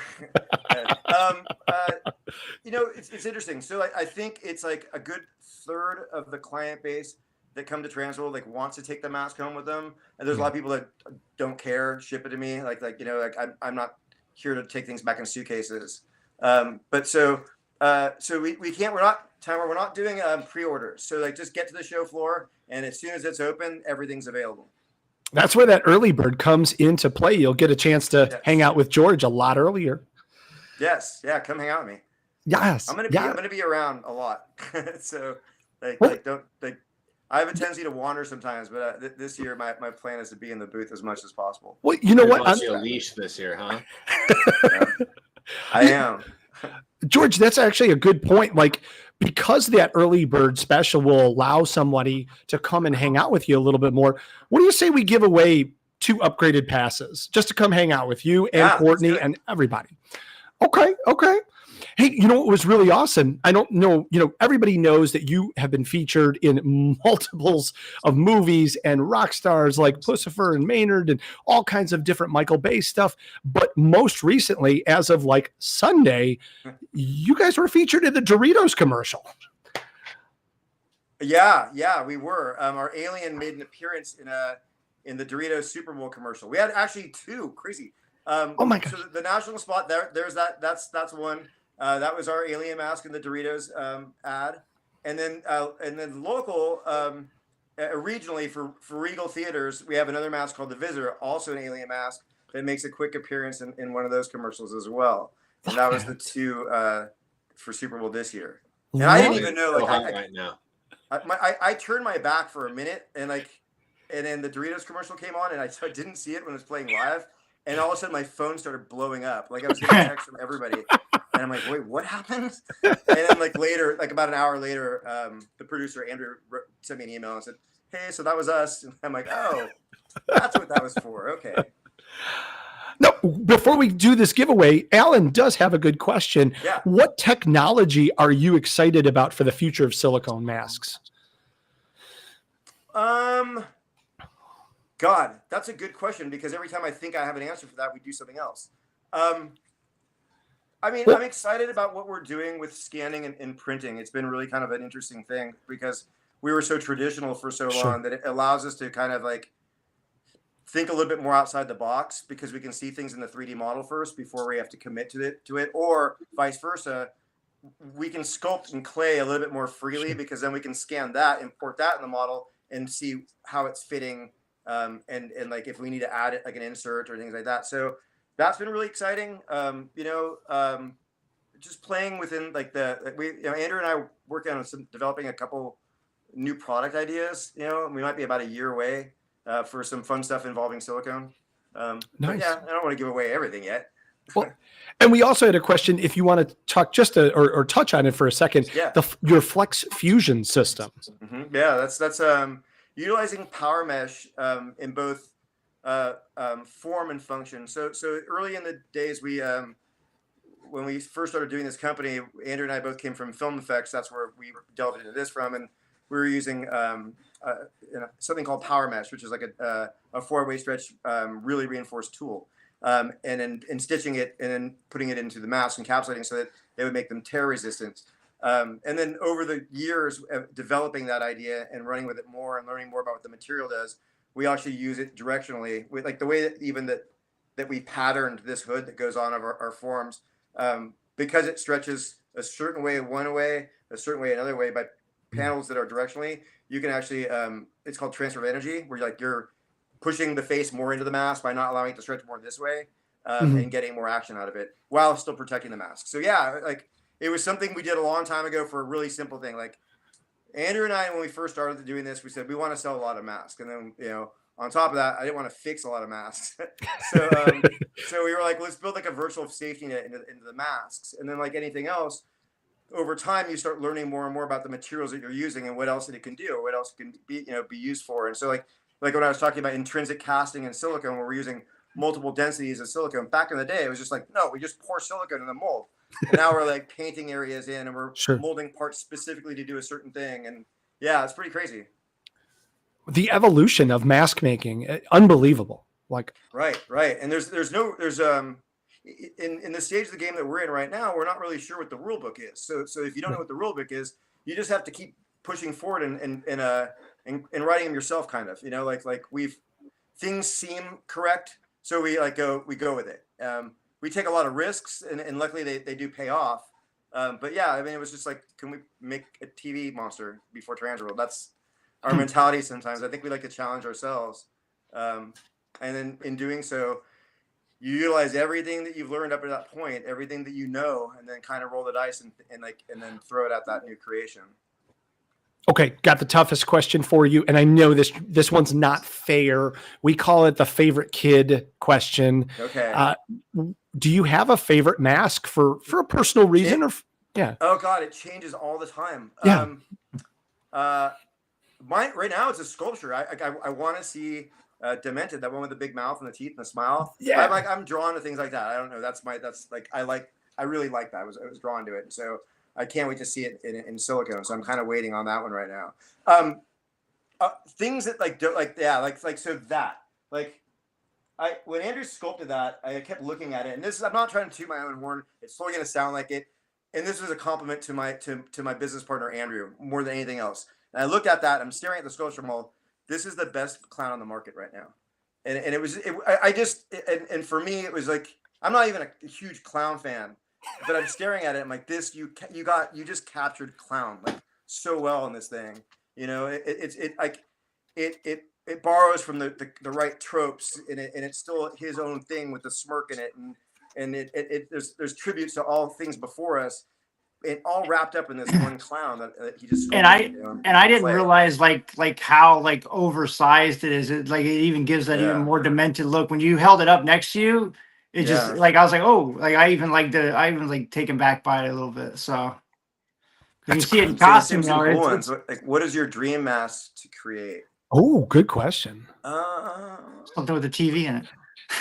That's a cool concept. Like, that one almost killed me, man. That was the one where I was like, "Fuck the TV thing," but we all pushed forward and we got there. Yeah. Sorry. Did you see the Alan's comment here? Andrew makes me doubt my own skills. He's amazing. Andrew charges things. That's like he puts his mind to it, and makes it like he wills it, even if he has no idea how it's gonna get done. Like sometimes I just see him go, I don't know. It's like, you guys figured that part out. Like the TV thing became like fell on my lap kind of. And then it was just this thing where like at times I wanted to give up and he didn't. He pushed it all the way through. So if this thing lands, that's Andrew Freeman 100%. Like made us do that mask. Michael asks, on average, how long does the entire creation process take from conception to final molding? That's we can work really fast. Anywhere between a week if we were if the conditions were right to do all of that, to maybe a couple months, depending on what the mask is. Like the TV monster thing, kind of from inception was almost a year. Like maybe 7 months of R&D and writing code and failures and things working again, and because we had to make this thing work from scratch. This wasn't like a pre-made thing. So yeah. That's awesome. Well, guys, keep bringing your questions here. Some good ones. Immortal Masks. With smoking sparks. Oh man. See, you guys aren't happy with just enough. Gotta keep going. ImmortalMasks.com. Of course, his booth 703 and 803. You're going to see that aisle. Do the contest. We have the contest. We have the contest for sure. Because that'll lead me to that'll lead me to something else. Good. Okay, so this is a fun opportunity. Again, thanks to Jen and Rich from TransWorld. We are going to give you 2 upgraded tickets. So if you already have general admission tickets and you want to get on that floor early to see George, to see Courtney, and all of our exhibitors that Rich has that floor packed with, you got to answer this trivia question correct. Now, George has been kind enough to give us 2 answers. So the first person that we see with a correct answer, either one, we're going to give it to you. George was just featured in the Super Bowl twice, his products, which is awesome. So we have a fun little trivia contest here, courtesy of George. What artists that have played the Super Bowl halftime show did George and Immortal Masks previously work with? Which artists that have played the halftime show have George and Immortal Masks previously worked with? Put Everyone's TW. Like, Ghost didn't play the halftime show. Exactly. TW, and then the name of one of those two artists, and the first person that we see going to win 2 upgraded passes. It's got to be fast. Everyone. Exactly. David's is wrong, but remember the TW, guys. TW. Yeah. And David, you were like would have been close, but not. We didn't work directly with him. Yeah. How awesome is that, by the way, George? Like you're collaborating with these artists that have a vision of For a their hot own. minute when I saw that, I was like, kind of, but not really. How is that though? Like you're collaborating with an artist who already has their own vision. I think I see one. It goes. There we. Yeah. Well, there's. Pause that for a second. Yep, Sean Mills. Congratulations, Kendrick Lamar. One of the 2 answers. George, who was the other answer there? Jennifer Lopez. There you go. Yeah. So Kendrick, we did a year ago. And that goes back to the whole like how fast can you make a mask? I duplicated Kendrick Lamar. We duplicated Kendrick Lamar because a team made this one. We duplicated him 16 times for his backup dancers to wear for Savior at Primavera Sound. So there was 8 Kendricks behind him on stage. And then we had to make a double of every mask just in case they needed a backup. And so, it was pretty crazy. And we had 2.5 weeks to do it. Wow. Yeah. So we scanned Kendrick, 3D modeled him over a form. We said he had his cornrows back then. So we're like, there's no way that we can do that. And they said, it doesn't matter. You can paint them in the sculpture. So it was cool that they gave us permission to do that, but we're never like satisfied with if it could look better. So we developed a way of hand flocking silicone, which is a hard thing to do because usually you do it. It's called electrostatic flocking, and you need to ground, and silicone doesn't ground correctly, so you can shock yourself. So we had to do this by hand, but we actually created like texture in it. So pretty cool. Like it was a fun thing we had to do, and then the other one was for Jennifer Lopez for a commercial for the Super Bowl, actually, for the Hard Rock Hotel. Yeah. Yes. It was during the Miami Super Bowl years ago. And we had to make a mask of, this is like how many relationships ago? So it was A-Rod. We had to make an A-Rod mask for DJ Khaled to wear, that was ridiculous too. Because like, for some reason, like DJ Khaled suddenly was A-Rod, but whatever. It's Michael Bay. What are you going to say? No? So we made that. Well, that is awesome. Thank you for sharing that, Sean. Congratulations. I think you've got my email, but kris@haashow.com, and we'll get you hooked up. Thanks for that. And thanks, George, for sharing that. You're welcome. I know we are less than 15 days away. All of us, guys, anything left to be said before we start figuring out how do we get to St. Louis? Can we make it 25? I'm excited about how I'm getting back from St. Louis, actually. Oh, we practically have like a chartered flight. The people from me and my crew from Realm of Terror, there's like 8 of us, and we booked a 10-person Cessna. It's the same plane that just went down in Alaska, which is terrifying, but we're 8 of 10 seats on this airplane. So we're excited about that. Oh my gosh. George? Yeah. Wow. Yeah. Yeah. I mean, we're like, our first shipment goes out on Monday. So this is like a crazy week with like, it's, I don't think people realize the amount of work that goes into TransWorld. You kind of pour everything into it and you're starting like immediately, like Halloween ends. And if you haven't started, like for us, if we haven't started, we know we're going to be behind. So it doesn't it doesn't stop. So to be at those last couple of days, it's pretty crazy. Yeah. Agreed. Courtney, when do you ship out? I leave. I drive, so I'll leave Sunday. Sunday morning. Was it like the 23rd? I think. And I'll bring everything with me. got got 7 racks of clothes in the trailer, along with mask and shoes and luggage, and and we drive straight through, man. 3 of us, and we just rotate every time we stop to get gas. We rotate. You guys are amazing. Well, we Just cannot. in time for me to get there. Courtney, Yeah, can I we borrow your truck? get in, and we unload, and we head to the storage unit and grab Georgia stuff and unload, and then This is how much better this guy is at stuff than I am. Okay, who has the key to my storage locker, Courtney? I do. Why?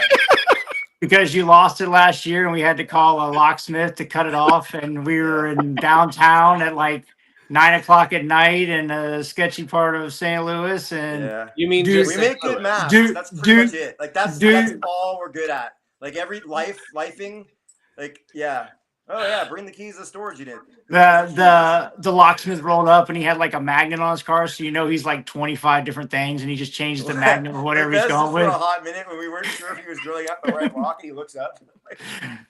So yeah, that happened. Yeah, we've got our stuff like hijacked. We lose keys to storage lockers.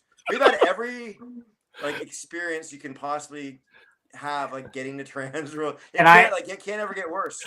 I literally checked like once a week to make sure I got that key on my keyring, just because I know I'll never hear the end of it. Yeah, you won't. That's true. Well, we know how to get the lock off now. Yeah, You just drill it off. You just call some random dude. You know, That they guy make never even combinations. checked I'll it. just bring an Remember impact. that. I'll just bring an impact with No key with a drill bit, and we got it. And Yep. you're out $15 for the front of the lock. So in case anyone doesn't know, I'll tell you a quick story. 2 years ago at TransWorld, all of our stuff got hijacked. Our whole semi got hijacked. Oh, Yeah, like apparently there's a thing called freight hostage. Didn't know about it. Learned about it. Where on a logistics company hires a trucking company to pick up your stuff, and they go, "Hey, logistics company, you owe us money for past things. We're taking your stuff to an undisclosed location, and we're going to sell it at auction if you don't pay us." We're like, "Pardon me." oh my gosh. Yeah, that was a Friday before we were flying in on a Monday to TransWorld. That was 2 years ago. Oh my God. And I'm having conversations with them like 3 days before, but hey, how do I ship stuff next year and this and that? Nope, still driving. Not doing that. The Union, they're great. Oh my God. Heritage I know, but Trans- I don't want to have that. That my luck, I'd actually gosh. be Just sitting saying. there in my booth, just gone fishing sign hanging. Well, Anyways, that's the road to TransWorld sometimes. It's always not always paved in gold. This year seems to be going pretty smooth. Last year was really smooth. Last year was awesome. amen. It was 2 years ago when it was super cold too. Was that like early February? I think so, I left. yes. Yeah, I got hijacked and it was freezing. So, Yeah. yeah. And we found out Then it the was gonna be California kids after that. That's a good idea. we found out it was going to be like icy and snowing, so we left a day earlier. And as soon as we got in, man, it was like I'm not moving my truck. I'm not moving my truck. I had icicles on my truck, and my sensors were going off. I'm like, I'm from Florida. I ain't dealing with this.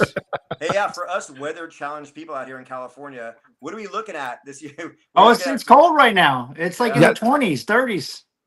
It is. It's going to warm up, but it's probably I would guess probably mid 50s. What do you mean? Like it's going to be in the 40s. Warm up for us, Chris. Yeah, exactly. We're getting Well, rain tomorrow. tomorrow's snowstorm. It doesn't. I'm in shorts right now, Chris. Like what are we talking about here? And we got 8 inches coming tomorrow, so we're hoping around 50. That's our plan, right? Yeah. I can deal with that. No, I can deal with colder. I grew up in the Bay Area, but I know there's people in my crew that have been like on the weather app, and they're just like, Oh yeah, all the time checking it. Oh yeah, it changes all the time. It's the Midwest, it's crazy. But well, as Alan said, the planes, trains, and automobiles of TransWorld for all 3 of you that are going to have unique roads to TransWorld in different methods or home. Yeah. I got a question for the chat. Does anybody actually take a train to TransWorld? We used Anybody to. that Steve trip- has. really? We do. We usually do every year, and then Really? this year we decided the opportunity for the 8 people on a 10-person flight seemed like too good to pass up. So we usually take the train every year. That's Yeah. great. Yeah, you guys Yeah, have we great wait for results you with there. that, actually. So Yeah, we Alan, love it. so in the past, Alan was right. Trains, planes, and automobiles. Yeah, Right. I was the automobile, he's a train. George is We the got plane. more too. Yeah, dude, the chat's like blowing up there. It's You didn't crazy. even have to ask the chat. Just ask me. I'm right here. Yes. Oh my gosh. First year flying for Samantha. That's awesome. As an unrelated thing, because I didn't know this until I took the plane, but if you take the train or the plane, the local transportation, like the St. Louis Sprint or whatever the heck it's called, has a stop that's directly in front of the convention center. The Metro. Yeah, the Metro. But you get off the plane, you hop on the Metro, brings you straight to the convention center. Same thing at the Amtrak station. You get off the Amtrak, you hop on the Metro, it brings you straight to the convention center. It's really convenient and like basically free. It's like it's like right down there where like that bull is or something, right? I think it drops you off like right there. Yeah, there's several stops. Where the pizza place used to be. Yeah. Like pie or whatever it's called, or whatever that's worth. If you're flying in, if you're taking the train in, whatever, their public transportation is actually super efficient for getting you to TransWorld. Or if that's not crazy enough for you, you want some more thrills, you can come with George and I and hang out at 9-10 o'clock at night in downtown St. Louis and go cut their door open. Yeah, that'll be fine. Guys, last question before we have to go. You guys are all vets. What advice could you give to anybody that might be coming to TransWorld for the first time? Comfy shoes and hydrate. Good tips. Yeah. It's crazy. So shout out to another new mask company going, Sankara Effects Masks, is actually owned by a company, by a person named Jesse, who used to be our supervisor for years when we first started. And so he's been to TransWorlds, but this is his first TransWorld as a vendor. And so he came to ask me for some advice too. And it's just, like, one is just, take the time first, like to get to move in early, like get in and get yourself like acclimated, like to your surroundings. Take that time to walk around and whatnot too. Because once the show starts, it's on. Like, it's not the same as doing a fan convention. Right. It is. We get up super early to walk the show floor. What happens? Everything okay? So to pace yourself and to get acclimated for the show. Hair of the dog bar, that totally too. Yes. Yeah. Pace yourself. Yes. We actually that's for vendors that want to go out and socialize. Remember, you have to be on the floor at a certain time the next day. Pick and choose your nights wisely. I'll meet you in the bar on Tuesday. Or just be stupid like George and I. We figured out. Yeah. No. Yeah. I mean, this is all coming from experience. Like, there's some the blackout nights that were early. Do it early. Don't do it later. I think Courtney, you hit it on the nail of the head. Comfortable shoes. If it's your first time at TransWorld, two things. Remember to don't be afraid to ask questions to the vendors. Mm-hmm. Like, they're there to answer your questions and really work through it. But separately, respect the vendors. If you're not going to buy from them, don't waste their time. They're there to sell products, and they want to help you and they want to sell to you. Ask questions, but don't take 30 minutes of their time to not buy anything either. Because it ends up hurting everyone who is going to want to buy. And if you are buying, buy early. I got screwed last year. Big tip. Chris keeps pushing this stupid early bird crap, and I got screwed because of your early bird thing, because people bought things that I wanted and then I couldn't get them. And the good vendors will cut off, a lot of vendors that you want to buy from will cut off sales. Not everybody, because a lot of people know how to plan out their production lines, but a lot of people will cut off their sales. And then you can't buy. There's things that I bought last year that I'm not getting until this year because I didn't buy early enough. So those would be my first world TransWorld things. And you guys said hair of the dog, right down the road, the Boom Boom Room. There's this great burlesque show in St. Louis. Oh yeah, what? Great! It's a ton of fun. Yeah. I was gonna say I've been on both sides, vendor side and buyer side, for a long time. So. I mean, the comfortable shoes thing, the hydration, like you said, take your time. Don't, walk the show floor the whole the first day, and don't like you're saying, don't waste your time with the buyers and things like that, with the vendors. Buy what you want. If you know what you're getting, what you've seen, go there first. Get that early bird special thing is great for that. A lot of big buyers took advantage of that last year. And as a vendor, like don't oversell. Like if don't make the old saying, eyeball's bigger than your stomach. Like don't take 500 orders when you can only do 300. Don't do that, because then that's gonna lead to shit down the road that you don't want as a vendor. So that's and for attendees, this is expanding on what Steve said. Be patient with us too. We have X amount of people there to, and we're there to work. We're there to answer your questions. We're there to get your orders in. And I know sometimes it seems like it's overwhelming, and don't ever think that anybody that's coming there with a crew is there to ignore you. They're not. We've been building up for this for a year. We're there to do business, to make relationships, but sometimes it gets overwhelming because there's so many people in the booth. Be patient. You'll get our attention, I promise you. And there's nothing more than we want to do than to talk about our product and sell it to you. And if you go to George's booth, whether you're a vendor or buyer, don't take any candy or eat any candy at his booth. That's a different place. That's not Guys, Courtney were on candies one time.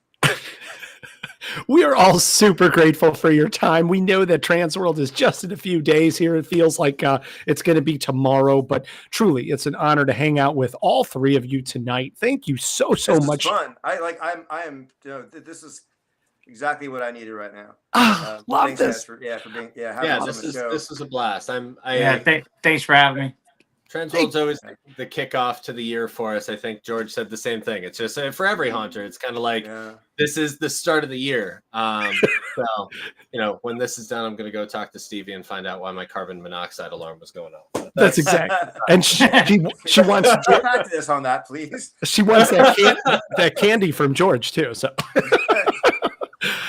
Guys, thanks for hanging out with us tonight. All of you that are watching, we appreciate you being here. We appreciate your interactivity. We saw all your comments. We love it. Thank you so much. We've got special surprises for you. Like we mentioned at the beginning of the show, we will be back this Thursday with 5 brand new products that are brand new to the TransWorld floor. And to help us look at each one of those, you know him, you love him, Sir Alan Hops will be joining me as our co-host for that week. And next Tuesday, we'll be back again with some really good friends to everybody on this screen, Ed and Marcia from Distortions, and our good friends from Ticket Spice. So make sure you continue to join in. We're going to be celebrating the road to TransWorld, and we can't do it without you. We'll see you Thursday.